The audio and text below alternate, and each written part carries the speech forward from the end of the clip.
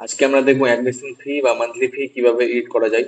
প্রথমে চলে যাবো স্টুডেন্ট অ্যাকাউন্টিং এ, তারপরে চলে যাব আমরা ফিজ গ্রুপের অপশনে। ফিজ গ্রুপের অপশনে ক্লিক করব এবং এখান থেকে আমরা অ্যাডমিশন ফি বা মান্থলি ফি এডিট করতে পারবো। প্রথমে অ্যাডমিশন ফি এ ক্লিক করলাম। এখানে দেখতে পাচ্ছেন অ্যাডমিশন ফি এর বক্সে মার্ক করা আছে, এখানে 7,000 টাকা লেখা আছে। আমরা ধরুন কি এটাকে ইনক্রিজ করবো, 10,000 করে দিলাম এবং সেভ করে দিলাম। এইভাবে আপনারা অ্যাডমিশন ফি ইনক্রিজ করতে পারেন। এখান থেকে এই অপশনে গিয়ে আপনারা যে কোনো অ্যাডমিশন ফি ইনক্রিজ বা ডিক্রিজ করতে পারেন। তো এখানে আমরা দেখিয়ে দেবো মান্থলি ফি কিভাবে আপনার ইনক্রিজ করা যায়। এখানে দেখতে পাচ্ছেন প্রত্যেকটা 2,000 টাকা করে করা আছে জানুয়ারি থেকে ডিসেম্বর। তো আমরা এটা 3,000 টাকা করে করে দেবো।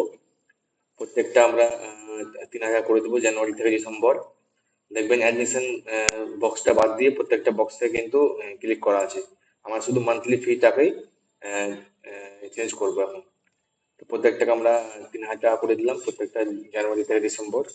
তো এইভাবে আপনাদেরকেও ফিজ এডিট করতে হবে।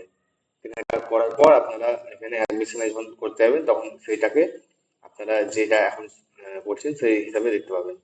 এক্সাম ফিও আপনারা এখান থেকে 500 করে দিব এবং সেভ করে দিব, আপডেট করে দেব।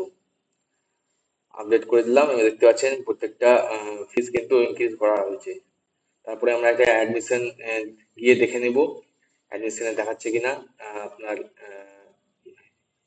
অ্যাডমিশনে ফিটা ইনক্রিজ করা হয়েছে কিনা চেক করে নিব।